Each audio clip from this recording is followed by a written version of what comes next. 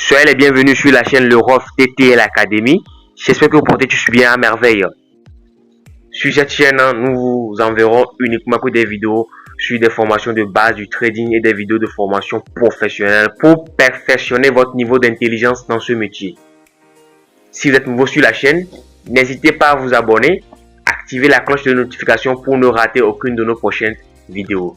Dans la description, je vais vous laisser le lien des différents groupes et canaux Telegram et WhatsApp que nous avions dans lesquels nous partageons des stratégies de setup et de signaux qui seront vraiment bénéfiques pour vous. Donc, prenez place, écoutez et anticipez, assimiler tout ce que je vais vous dire dans cette vidéo. Initiation au trading. On parle là uniquement que du trading ici. Toutes les vidéos que vous voulez, tout astuces pour votre développement personnel, nous les enverrons ici sur la chaîne. Pour toi qui n'as pas encore un compte chez le broker Derive, l'une des meilleures brokers qui a 25 années d'expérience, je laisserai le lien d'une vidéo qui est sur Telegram. La vidéo explique comment faire pour créer son compte chez le broker Derive. Et également l'autre compte du nom WellTrade. Je laisserai également cette vidéo en description de la vidéo. Donc si vous cliquez sur la vidéo va vous rediriger vers notre canal Telegram et la vidéo description sur l'activation au compte broker est disponible dans notre canal Telegram. Je vais faire encore une nouvelle vidéo pour vous montrer comment faire pour paramétrer le compte. Ok, donc une fois que le compte a été rattaché, notre compte que nous avons créé sur le broker Derive a été rattaché à notre outil de trading qui est l'application MetaTrader 5. Qu'allons-nous faire maintenant? Donc une fois sur le compte, on va se connecter au compte. Je vais me connecter au compte.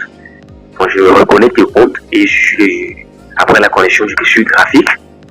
Une fois que je suis graphique, vous allez voir, il y a le XAG, USD, je vais essayer de vous expliquer quelque chose. Ici, si par exemple vous revenez dans l'historique, le historique vous dit quoi? Si par exemple vous faites un dépôt, dans le trade, tous les trades que vous allez prendre, les entrées, les sorties que vous allez faire, tout va s'afficher dans l'historique. Si on prend le cas de trade, par exemple, vous allez voir toutes les positions que vous allez prendre seront en haut, vont s'afficher ici. L'arrêt pour vos ordres limites. Si on prend le cas de graphique, c'est ici qu'on fait l'analyse graphique, l'analyse fondamentale afin de pouvoir entrer en position. Si on prend l'option cotation, c'est la partie qui va plus vous intéresser dans cette vidéo. Dans l'option cotation, ce que vous allez faire, la cotation vous aide à subsister le marché et la cotation également vous aide à quitter d'une paire de devises à l'autre paire de devises, les gens à quitter de marché à un autre marché. Et la cotation vous aide également à acheter les marchés que vous n'avez pas encore dans votre paramètre de cotation. Donc, en premier lieu, qu'allons-nous faire?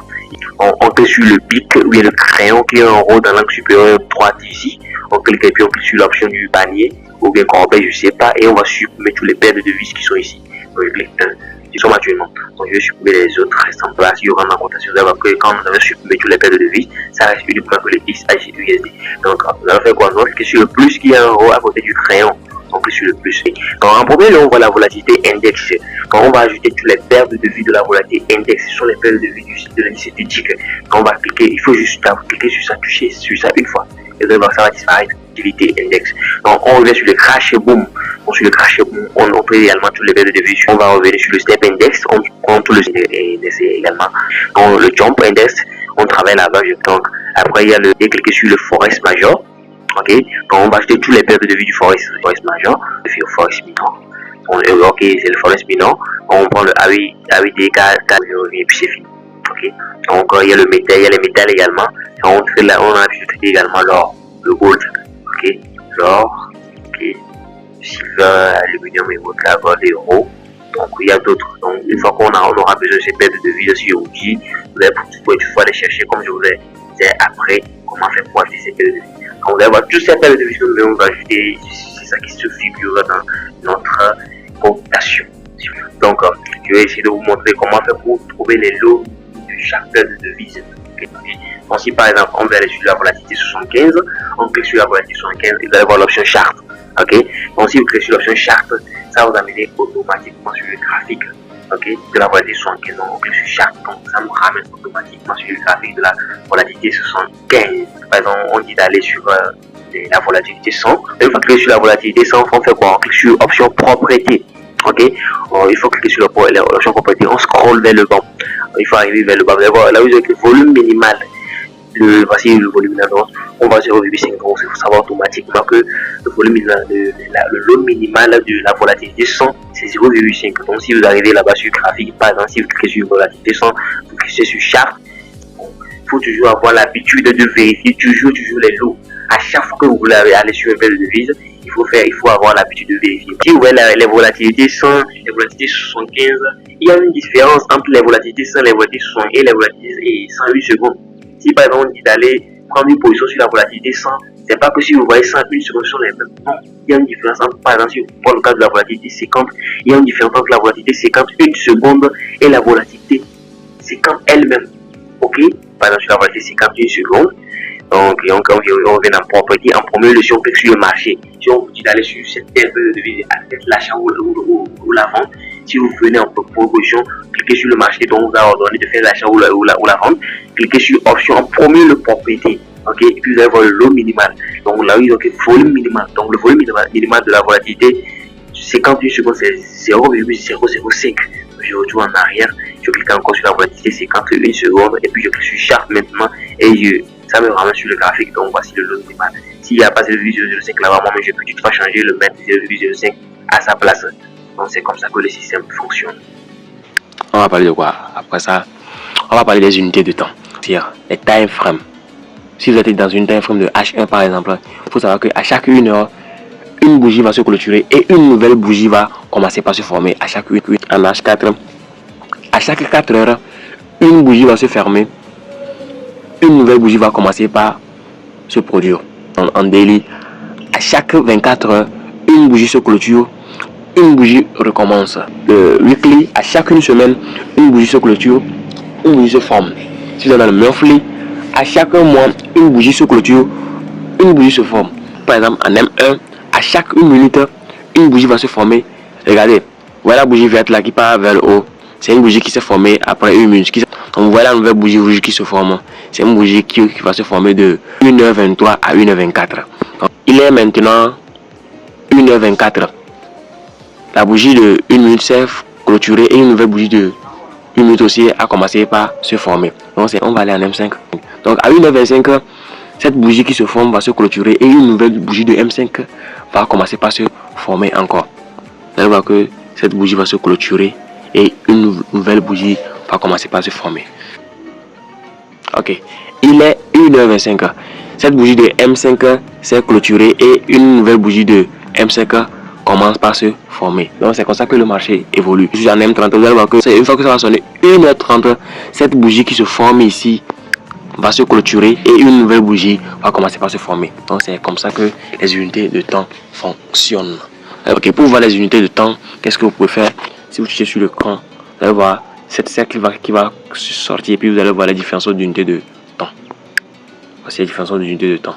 On a le M1, M5, M15, M30, H1, H4, daily, weekly, monthly. Il y a plusieurs sortes d'unités de temps.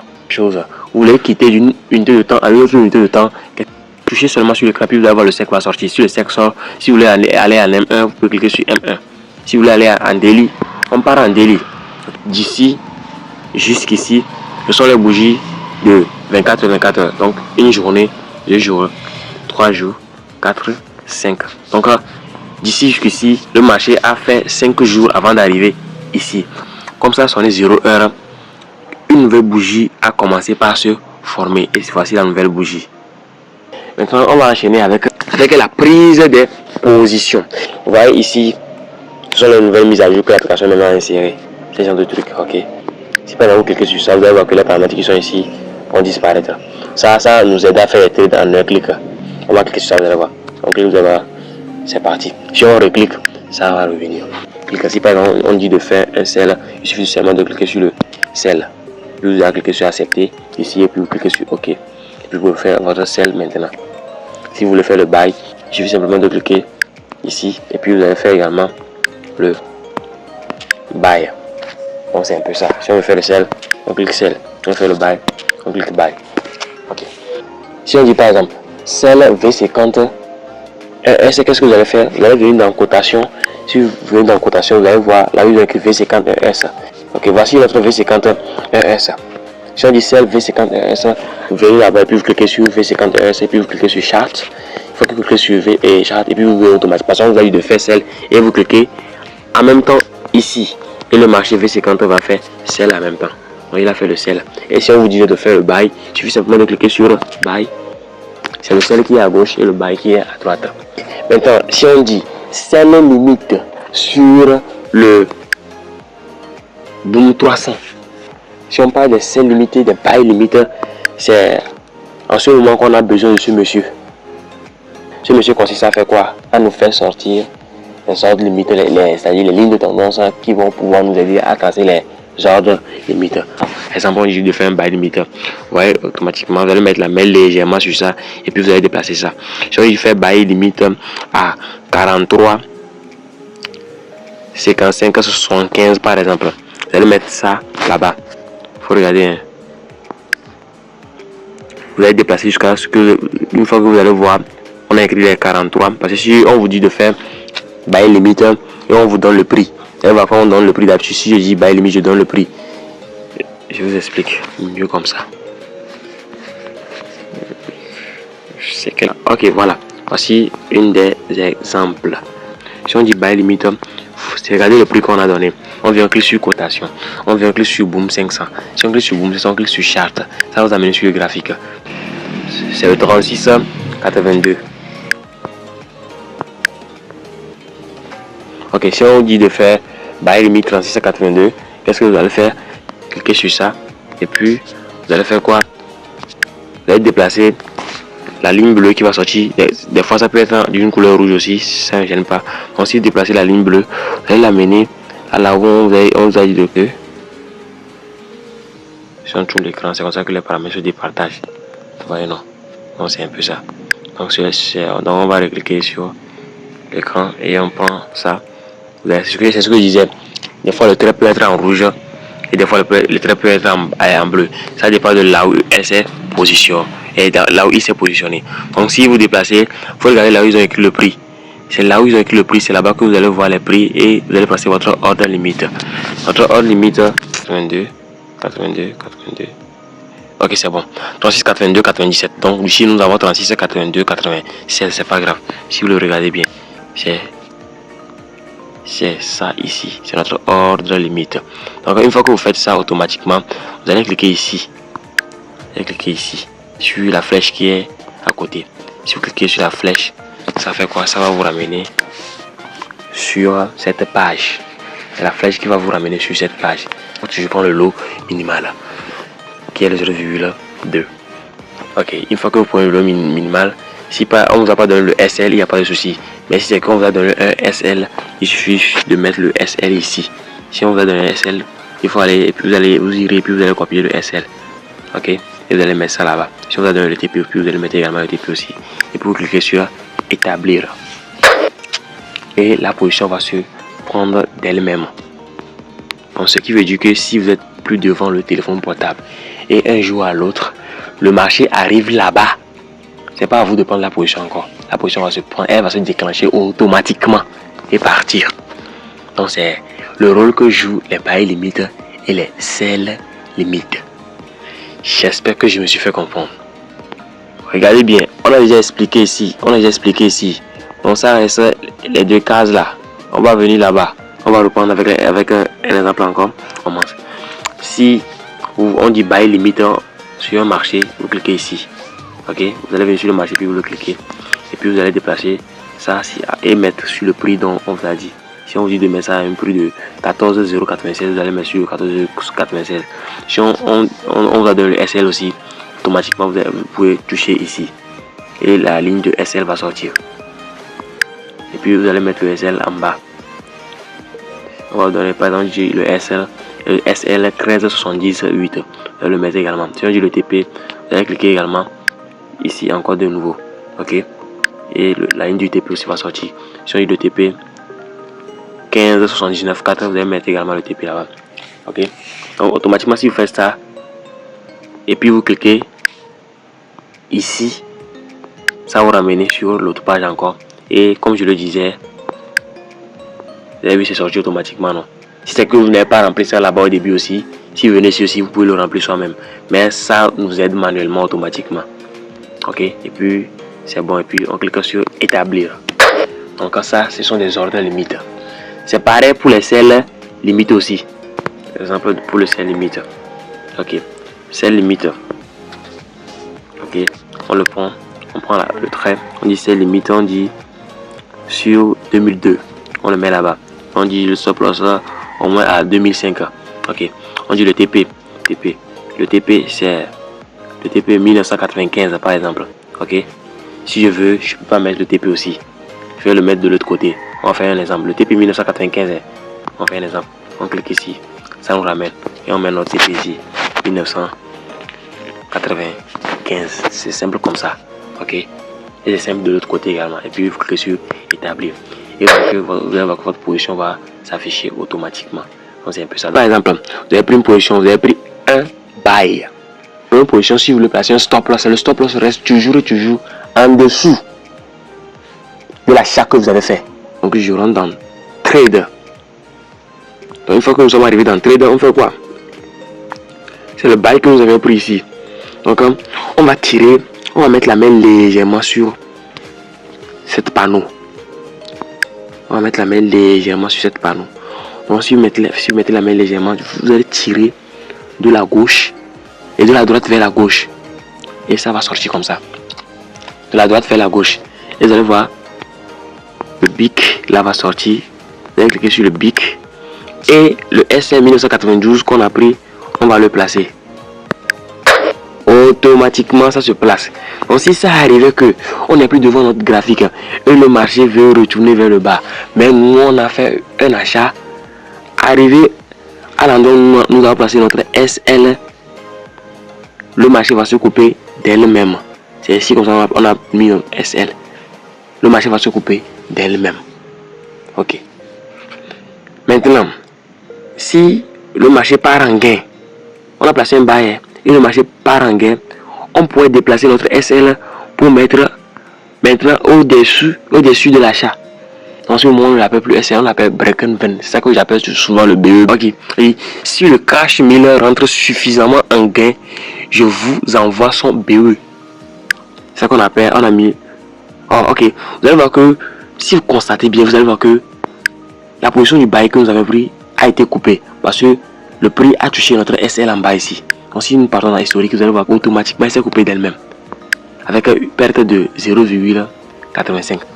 Vous voyez le rôle que le SL joue. Prix, on reprend un buy. Si c'est arrivé que le buy que nous avons pris et puis le buy rentre en gain comme ça, ça part comme ça en gain. Maintenant, on pourrait placer un SL mais qui s'appelle maintenant un BE. Par exemple, peut-être ici. Si par exemple le marché dépasse ce niveau d'abord et ça rentre en gain, puis peut-être c'est à quelques niveaux ici, on pourrait le sécuriser ici en plaçant un BE. Donc maintenant c'est maintenant que notre SL devient un BE et ça reste maintenant au-dessus de notre achat, de notre buy. Si on vend sur le marché, le SL reste au-dessus. Ok. Si on achète sur le marché, le SL reste au-dessous. En première position parce qu'au fur et à mesure que le marché va rentrer en gain, on va le modifier en mettant un BE. Le BE se place toujours à la place du SL, dans la même case que SL. Donc si on fait un buy, le TP reste toujours en haut et non en bas.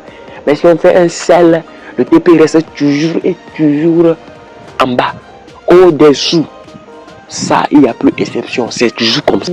Ces histoires que nous venons de faire tout de suite ici là. Point limite là, ça se résume en trade. Donc si nous cliquons sur le trade, nous allons voir tout ce que nous avons pris comme position. C'est un peu ça. Nous sommes dans trade. Voici nos autres limites que nous avons pris. C'est ici. Voici la position que nous avons pris dans l'immédiat. C'est ici. Donc c'est tout ça. Maintenant, si on veut couper une position, si on veut couper par exemple pour le jump 50, le buy du jump 50, on fait quoi? On fait appui long. Et vous allez voir que les trucs là vont sortir à plus loin. Vous allez faire appui long. Et vous allez voir les informations vont sortir. Puis vous allez cliquer sur fermer la position. Et on clique. Et on reclique ici encore. Automatiquement, la position va se fermer en gain de $24. Si on part dans historique en bas ici, nous allons voir la position que nous venons de couper. Gain de $26. On revient encore. On veut couper ça à plus long. fermer la position, clôturer. On part dans l'historique, on le trouve là-bas. Ainsi de suite. Si on veut effacer également nos ordres limites aussi, ce sont les mêmes choses. Supprimer l'ordre. Ça c'est plus supprimer l'ordre. Et c'est fini. Encore. Si vous êtes nouveau sur la chaîne, n'hésitez pas à vous abonner, activer la cloche de notification pour ne rater aucune de nos prochaines vidéos.